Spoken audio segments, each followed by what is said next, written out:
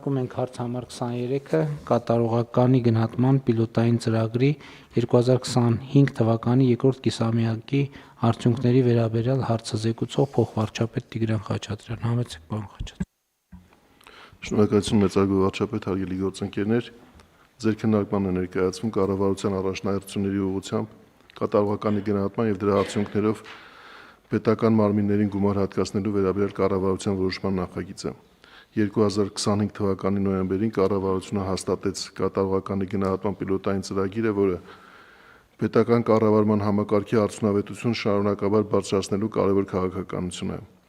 Ծրագրի հիմքում աշխատանքի բարձր արդյունքների համար պետական համակարգի աշխատակիցների նյութական խրախուսումը եւ այդ եղանակով հանրային ծառայության որակի բարձրացումը։ Այս ուղղությամբ հետևողական աշխատանքային հիմքն է, որը պետք է ապահովի համակարգում մրցունակ կադրերի պահպանումը եւ նորերի ներգրավումը, ինչպես նաեւ երաշխավորի, որ կառավարման մարմիններին հատկացվող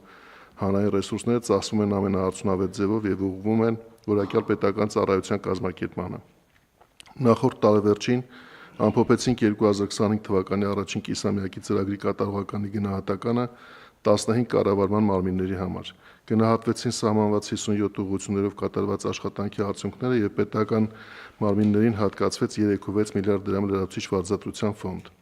Հիմա գնահատել ենք 2025 թվականի երկրորդ կիսամյակի ծրագրով տարված աշխատանքը եւ կարող ենք ասել, որ խրախուսման համակարգի պիլոտավորումը կառավարման մարմինների առաջնահերթությունների ուղղությամբ կենտրոնացման հարցում ստանում է կարևոր նշանակություն։ Այս կապակցությամբ կարևոր եմ համարում նշել, որ երկրորդ կիսամյակում կատարված աշխատանքների ամփոփ գնահատականը մոտ է սահմանված ամենաբարձր ամբողջությամբ կատարվածին։ Հաշվի առնելով այս արդյունքները 2025 թվականի երկրորդ կիսամյակի արդյունքներով լրացուցիչ վարձատրության նպատակով հատկացվող միջոցները կկազմեն մոտ 4.6 միլիարդ դրամ։ 2025 թվականի երկրորդ կիսամյակի համար հատկացումների կարևոր առանձնահատկությունը նաև այն է, որ գործնականում հաշվի կառնվի այն հանգամանքը, թե առաջին կիսամյակում խրախուսվածների կողմից ինչպես է իրագործվել կրթության նպատակով դրամական ներդրումների պահանջը։ Այս կիսամյակի ավարտին կունենանք ընդհանրական հաշվետվություն այն մասին, թե պիլոտային ծրագրի շահառուները որքան դրամական ներդրումներ են կատարել կրթական ծախսերի ուղղությամբ։ Պետք է նշեմ նաև, որ պիլոտային ծրագրի արդյունքների վերլուծությունը մեզ թույլ է տալիս զուգահեռաբար աշխատել օրենսդրական կարգավորումների մշակման ուղղությամբ, որի վերջնականացման արդյունքում հնարավորություն կունենանք պիլոտային ծրագրի ցանցում կատարել երկարաժամկետ կարգավորումների եւ այս տարվա ընթացքում ազգային ժողովի քննարկման ներկայացնել հանրային ծառայության վարձատրության մեխանիզմները օրենքով կարգավորելու վերաբերյալ առաջարկություն։ Խնդրում եմ հաստատել։ Շնորհակալ եմ, պարոն Խաչատրյան, հարգելի գործընկերներ, ես կրկին ուզում եմ ձեզ հետ կիսեմ իմ համոզմունքը, որ մենք այս մեխանիզմով ինչքան էլ ծանր քննադատությունների ենք արժանանում, մեր պետության հետագա զարգացման ճանապարհին կարևորագույն մի քայլ ենք անում, որը լիարժեքորեն տեղավորվում է այլոց շարքում մեր պետության հարատևության օրակարգի մեջ, որովհետև այստեղ մենք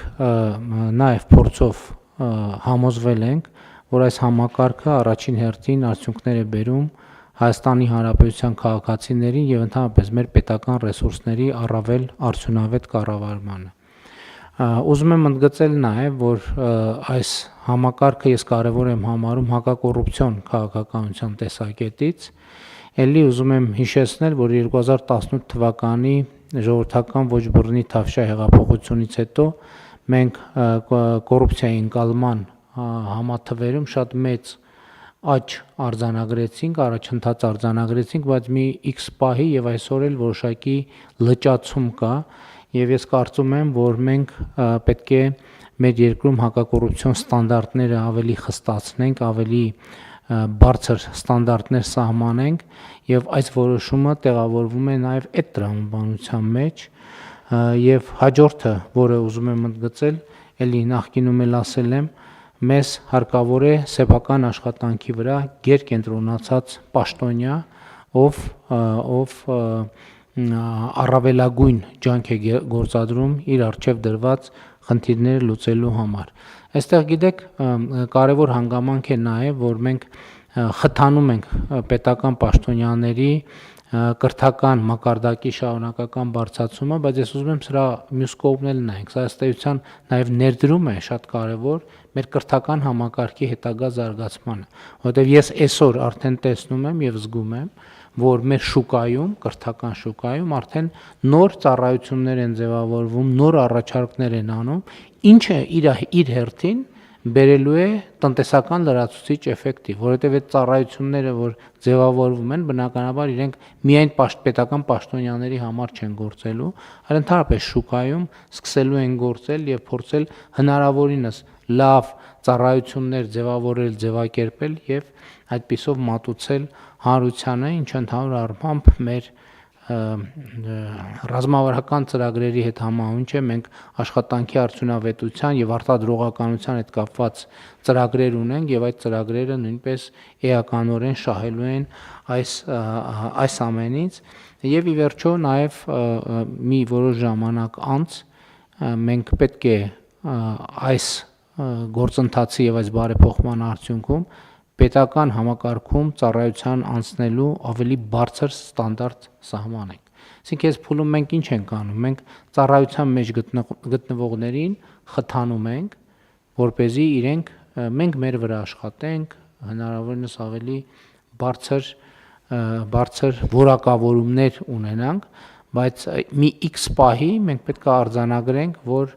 որակավորման եւ տարբեր, չգիտեմ, ինչ չափանիշներով եւ բանաձևերով կլինի, բայց որակավորման ստանդարտը, որով մարդը կարող է մտնել պետական ծառայության, էականորեն պետքա փոխվի։ Սկսած կրթական, որակավորման եւ այլն, դա իհարկե առանձին հարց է բանաձևերը քննարկելու եւ մենք պետքա բացառենք այն իրավիճակը, երբ որ ունենում ենք իրադրություններ, երբ մարդը պետական համակարգում անցնում աշխատանքի, կան այդպիսի դեպքեր ցավոք, այն պատճառով, որ ուղղակի ավելի մրցունակ հատվածում պարզապես չի կարող աշխատանք գտնել։ Եվ ես ուզում եմ մենք հաշիվ տանք ով է սրանից տուժում է պետությունը եւ սրանից տուժում է հանրությունը։ Եվ ելի նախորդ տարվա մեր արդյունքները եւ ցուցանիշները մեզ եւս մեկ անգամ գալիս են համոզելու, որ այս ուղղությամբ ներդրումները իրենք բերում են լրացուցիչ արդյունքներ եւ այդ լրացուցիչ արդյունքները մենք կարող ենք այսօր մատնացույց անել, այդ լրացուցիչ արդյունքը առողջության ապահովագրության համակարգն է, այդ լրացուցիչ արդյունքը կենսաթոշակները բարձրացնելու հնարավորությունն է,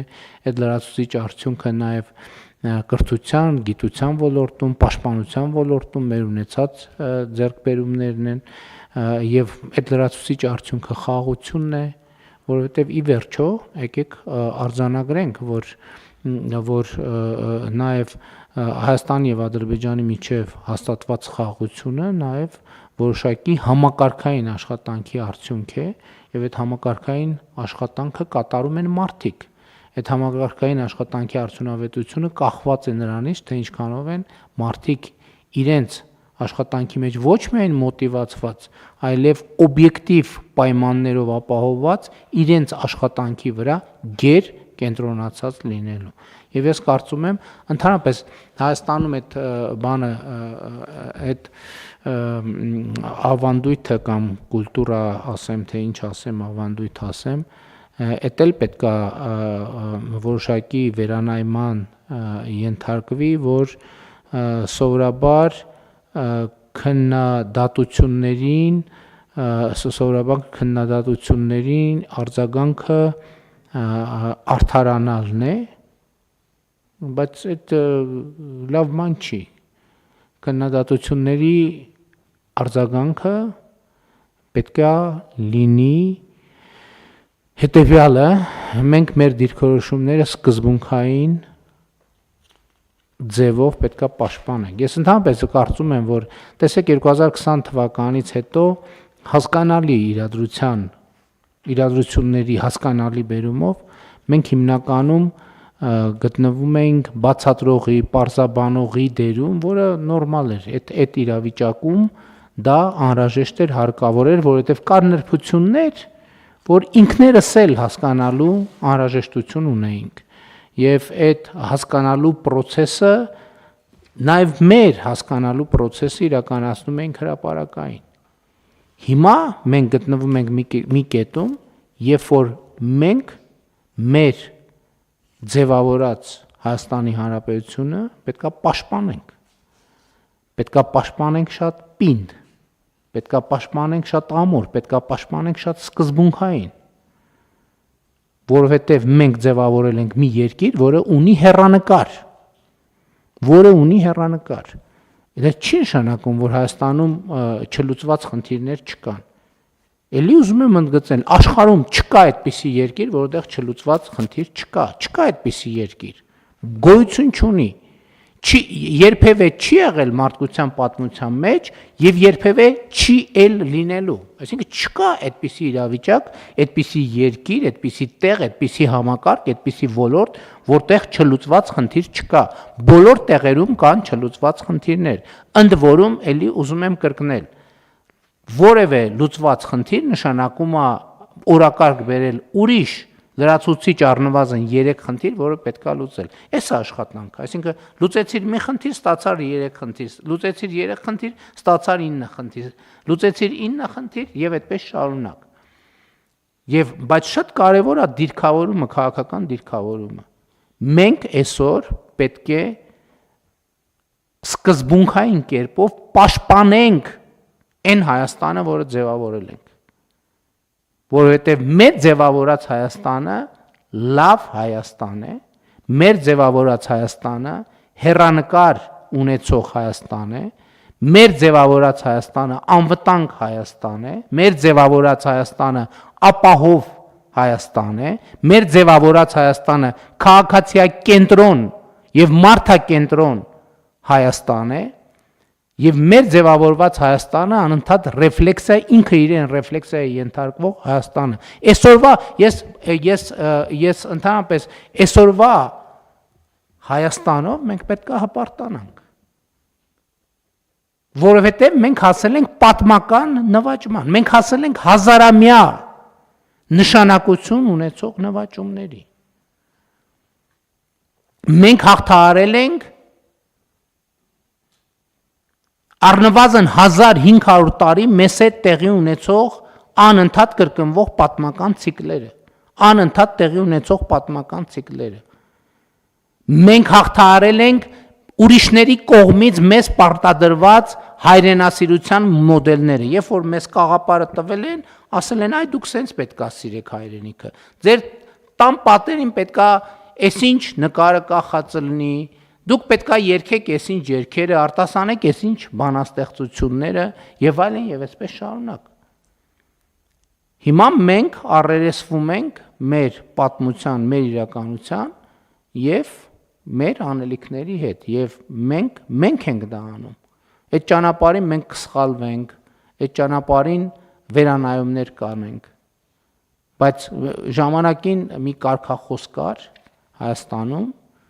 քաղաքացիական հասարակություններ օգտագործում այդ կարգախոսը, հնչում էր այդպես, մենք ենք տերը մեր երկրի,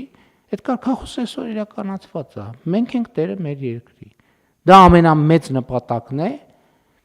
որը ընդհանրապես եղել է եւ այդ նպատակը իրագործված է, մենք ենք տերը մեր երկրի։ Եվ հիմա պետք է ձևավորել այնպիսի պետական համակարգ, որը հարատև ապահովի Հայաստանի Հանրապետության քաղաքացիների սեփական երկրի տերը լինելու փաստը։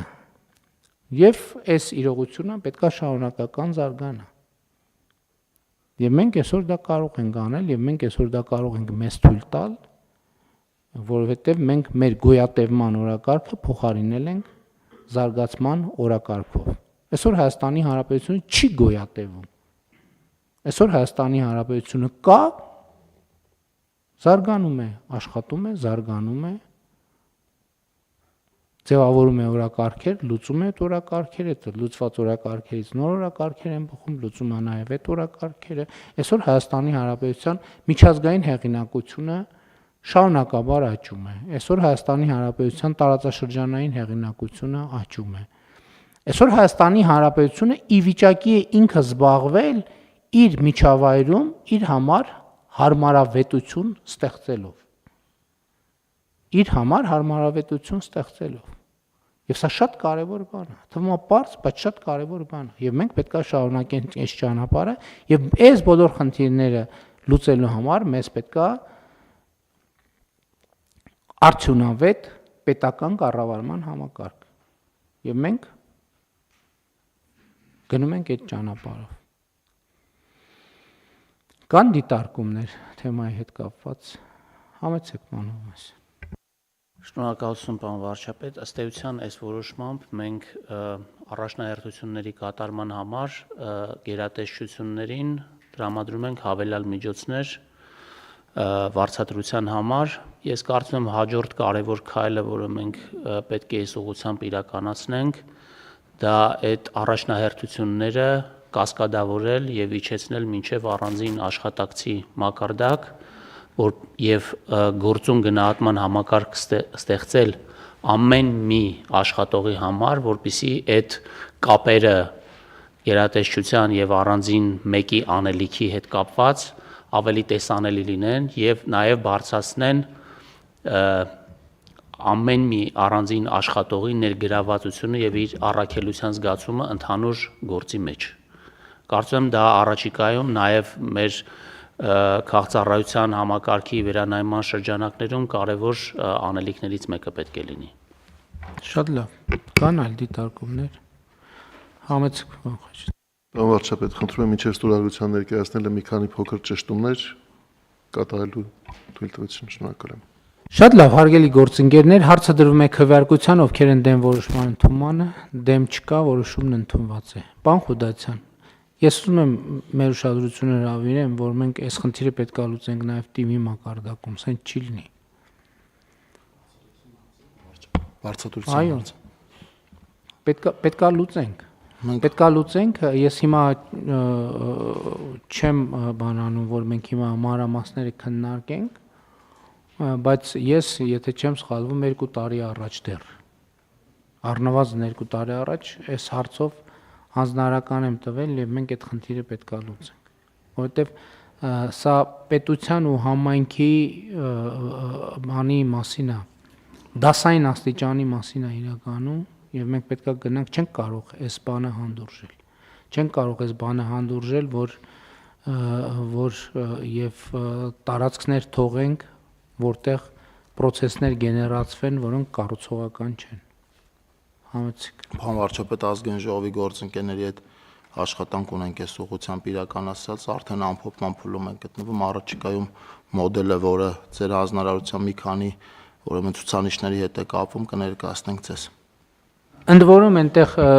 հիմա այս մոդելի փորձարկման արդյունքները կարելի է տեղայնացնել նաև այնտեղ, որովհետև այնտեղ էլ